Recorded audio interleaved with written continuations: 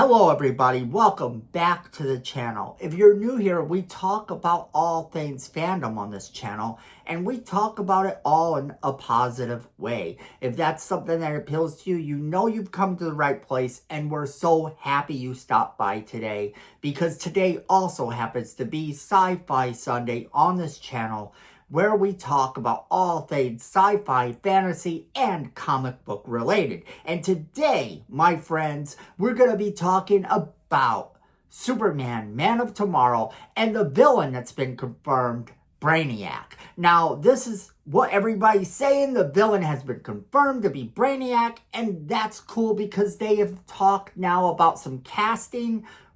And there's a bunch of rumors going around. And I'm also going to give you my thoughts for 5 people that I think could play Brainiac. So let's jump right into it.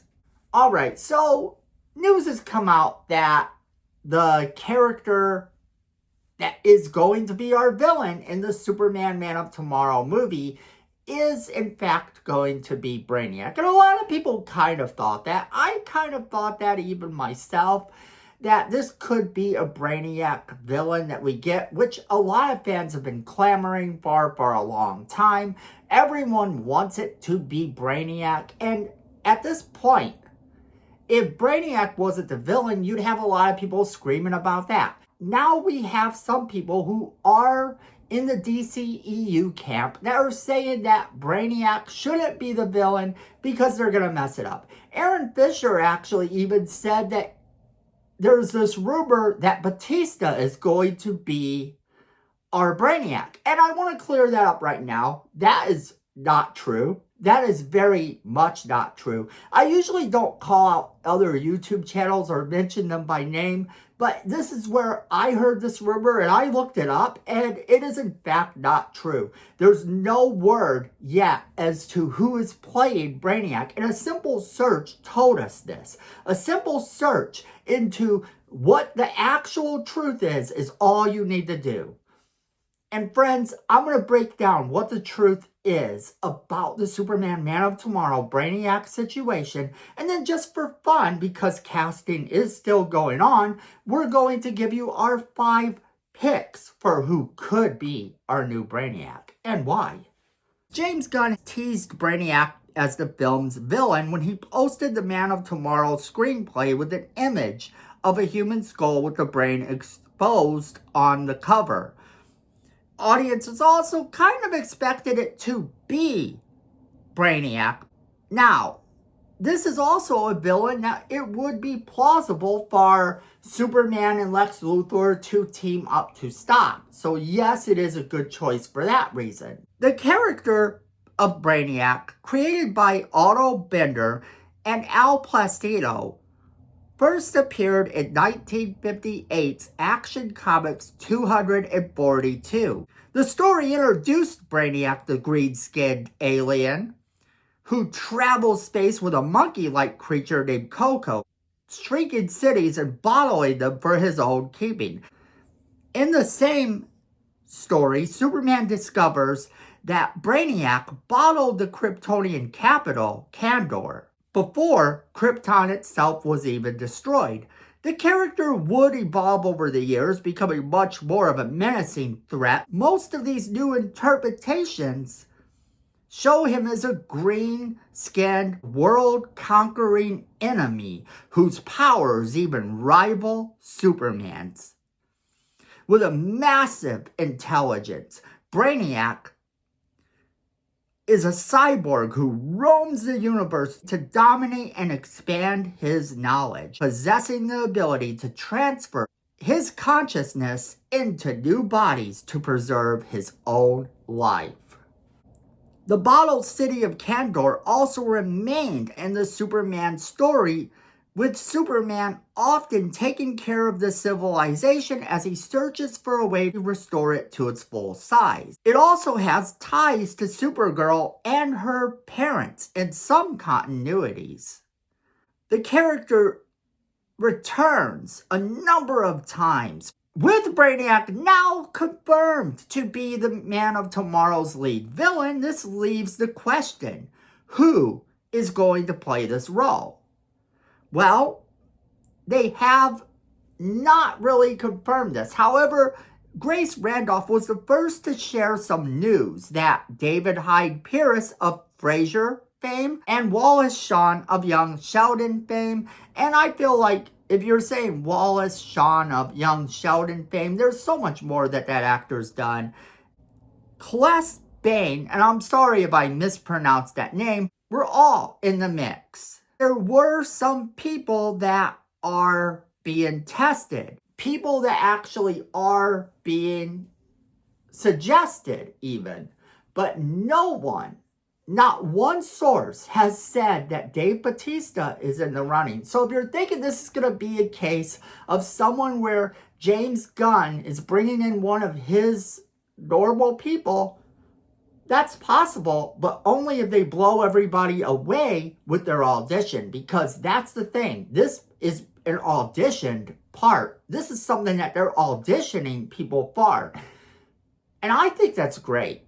Now, with the film coming to us on July 9th of 2027, we know that filming is going to start soon. Now, let's talk about 5 people that I think would be awesome for this role. Now, some of them are going to be holdovers from the DCEU. Some of them are going to be people who have expressed interest in being a part of the DCU. But overall, these are 5 people that I think would be amazing for very different reasons. So number 1 is James McAvoy. Because, hello, James McAvoy has brought us so many great roles. And can we talk for just a second about him playing Xavier?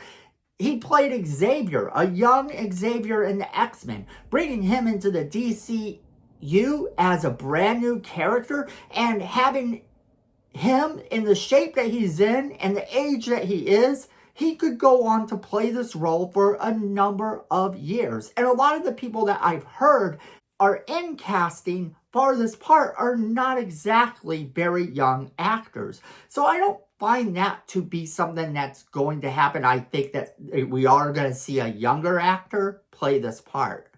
And number 2 is Alan Ritchson. And I know, people cast this guy for everything. People actually say that he should play Batman. There's talks of him continuing to play Aquaman. There's all sorts of different things that go on when you say his name.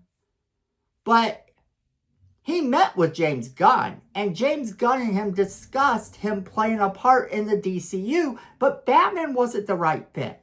So what if just his size and his shape and everything made it so that Brainiac was the right fit? I think that he would be incredibly brilliant in the part, and I think that he would be a young enough actor that he could also maintain this part for a little bit longer than most people would anticipate. Now, next up is, of course, Henry Cavill. Henry Cavill is that nerd. Henry Cavill is that comic book nerd, that sci-fi nerd. He loves this stuff. And the idea of him going from playing a hero to a villain, just like we were all speculating that he could be our enemy that was behind the mask, our Ultraman in Superman, it still kind of holds true that he would make an excellent villain in the DCU. And what better villain to give him than someone that would rival even Superman's powers? Someone that Superman wouldn't be able to defeat on his own, but yet have to bring in Lex Luthor to help him defeat. And that's another thing. I think that would be an excellent choice for another reason. All the people that think that Zack Snyder did right and that James Gunn has done wrong, I think he would be great, and I think he could pull this off. And then, of course, there is Ben Affleck. Ben isn't incredibly young. He's a lot older than what I think should be playing this part. But Ben Affleck is sort of that actor that I think could pull this off. Now, I know that people think that he said that he would never work with James Gunn. What he in fact said was that he was not going to direct under this new DCU.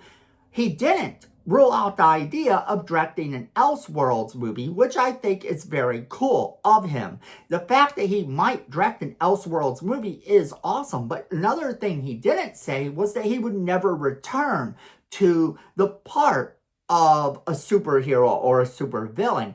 He just kind of said Batman actually made him sort of feel bad. He didn't get a lot out of the Batman role. He's talked about uncomfortable suits, about depression, and about all this other stuff. But him playing a villain? Come on. Ben Affleck as our Brainiac might be so awesome. And my next one is a really cool choice, I think, and it's not out of the realm of possibility. It also is someone who has already appeared in the DCU, but we didn't get to see their face. And this actor also happens to be friends with James Gunn, and they have talked about working together, apparently. So just him getting a cameo in the Superman movie in a role where you don't see his face allows us to get to see him in a big role when the right role comes along. And Brainiac could be that role. Of course, I am talking about Michael Rosenbaum, who is the guy who played Lex Luthor in Smallville. Imagine him coming back, but not as the Flash, who he has voiced, and not as Lex Luthor, who he has played in live action, but as Brainiac, getting to go up against not only another version of Superman, but also another version of Lex Luthor. I think that he would absolutely love this. I think that he would be amazing at it too. I think that this is very much something that he's capable of doing as an actor. And remember, he wasn't just a TV actor at the time.